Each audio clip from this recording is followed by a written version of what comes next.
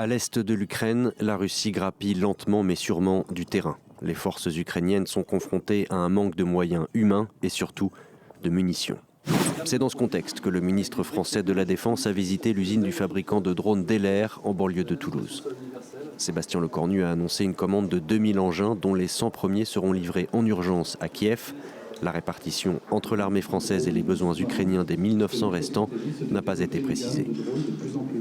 On peut les appeler drones suicides, drones kamikazes.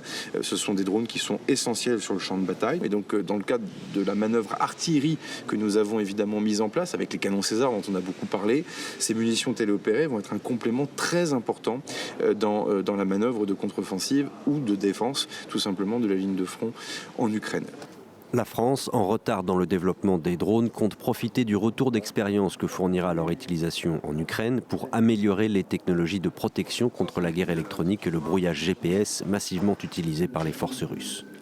Le but du projet est de développer à terme une MTO ou munition téléopérée française qui pourrait être déployée dans un rayon de 5 km pour un coût unitaire inférieur à 20 000 €.